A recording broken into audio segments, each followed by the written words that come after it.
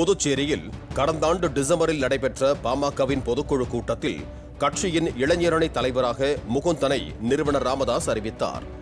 அதற்கு எதிர்ப்பு தெரிவித்த அன்புமணி, கட்சியில் முகுந்தன் சேர்ந்து 4 மாதங்கள்தான் ஆகிறது, அதற்குள் இளைஞர் சங்க தலைவர் பதவியா என கேட்டு ஆவேசத்தில் மைக்கை கீழே போட்டுவிட்டு சென்றார். மாநில இளைஞர் சங்க தலைவராக முகுந்தன் அவர்களை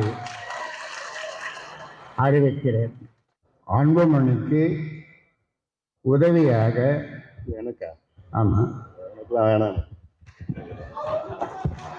அவனுக்கு இப்போதான் 4 மாதம் வந்தான், கட்சியில் 4 மாதத்துக்கு முன்னாடி வந்திருக்கிறான். அவனுக்கு இளைஞர் சங்கம்னா என்ன அனுபவம் இருக்குது அவனுக்குலாம்? என்ன அனுபவம் இருக்குது அவனுக்கு? வேற என்ன பேர் பண்ணுங்க, நல்ல அனுபவம் சரியா பண்ணுங்க. இது நான் உண்டாக்குற கட்சி, நான் சொல்றத கேட்கலன்னா யாரும் இந்த கட்சியில இருக்க முடியாது.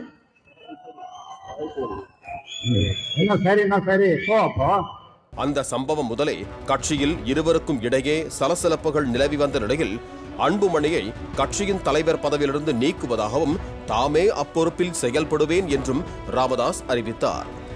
இதனை மறுத்த அன்புமணி தாமே கட்சியின் தலைவர் என திட்டவட்டமாக தெரிவித்து வந்தார். இந்த நிலையில் விழுப்புரம் மாவட்டம் தைலாபுரத்தில் செய்தியாளர்களை சந்தித்த ராமதாஸ், தருமபுரியில் பேசிய அன்புமணி தான் என்ன தவறு செய்தேன், ஏன் பதவி நீக்கம் என கட்சிக்காரர்களையும் மக்களையும் திசை திருப்பும் வகையில் கேட்டதாகவும் தவறுகளை மறைத்து அன்புமணி அனுதாபம் பெற முயற்சித்ததாகவும் குற்றம் சாட்டினார். புதுச்சேரி பொதுக்குழுவில் அன்புமணியின் செயல் ஏற்க முடியாதது என்றும் அநாகரிகமாக நடந்து கொண்டதாகவும் ராமதாஸ் கூறினார். மேடையில் அமர்ந்து கால்களை ஆட்டிக் கொண்டிருந்த அன்புமணி தன் தலை மீது மைக்கை போடாததுதான் குறை என்றும் விமர்சித்தார். பாண்டி பொதுக்குழுவில் மேடை நாகரிகமும் அல்லது சபை நாகரிகமும் எதையும் கடைபிடிக்காமல் எடுத்தேன் கவிழ்த்தேன் என பொது வெளியில் அநாகரிகமாக நடந்து கொண்டது யார்?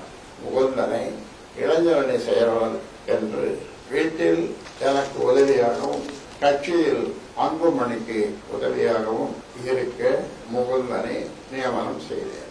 உடனே மேடையிலேயே மறுப்பு தெரிவித்தது சரியான செயலா? மைக்கை தூக்கி என் தலையில் போடாத குறையாக டேபிளில் வீசியது சரியான செயலா?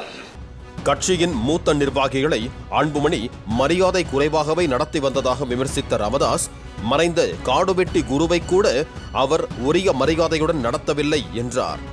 கட்சியினுடைய நிர்வாக குழு கூட்டங்களில் யாருடைய கருத்துக்களையும் ஆலோசனைகளையும் ஏற்பதில்லை.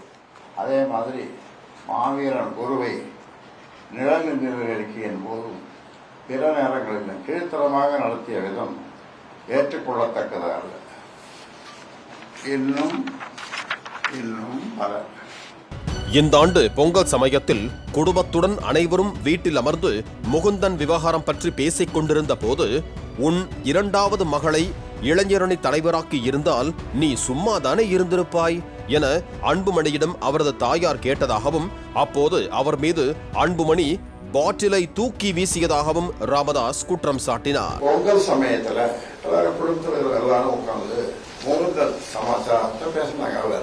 பேசும்போது அம்மா ஏதோ சொன்னாங்க, ஏமா 2வது மகளை போட்டிருந்தா நீ சும்மா இருப்பியா, பேசாம தான் இருந்திருப்ப அந்த பொறுப்புக்கு அப்படின்னு சொன்னான்.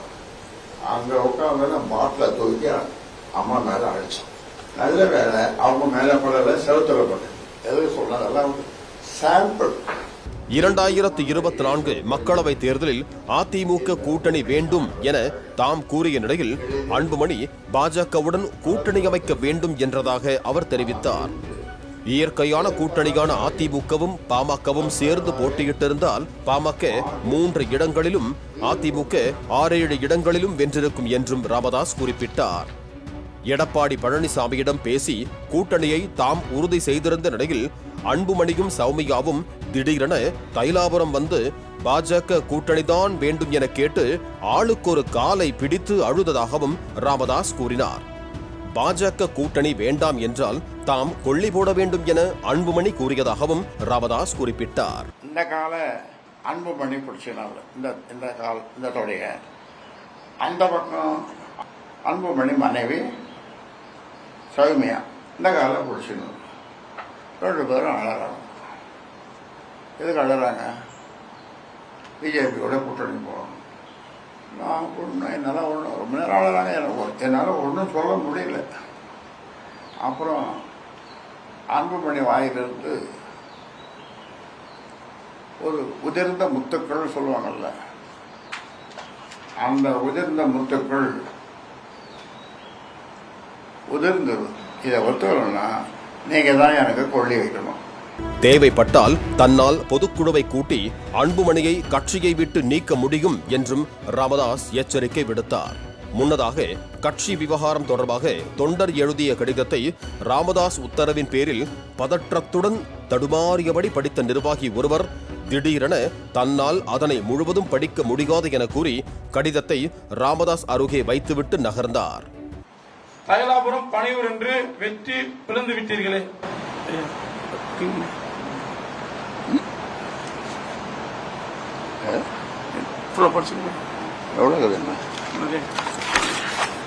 மகன் அன்புமணியுடன் கட்சியில் சலசலப்புகள் நிலவி வந்த சூழலில் திடீரென செய்தியாளர்களை கூட்டி சரமாரி குற்றச்சாட்டுக்களை ராமதாஸ் முன்வைத்தது அரசியல் களத்தில் பரபரப்பை ஏற்படுத்தி இருக்கிறது.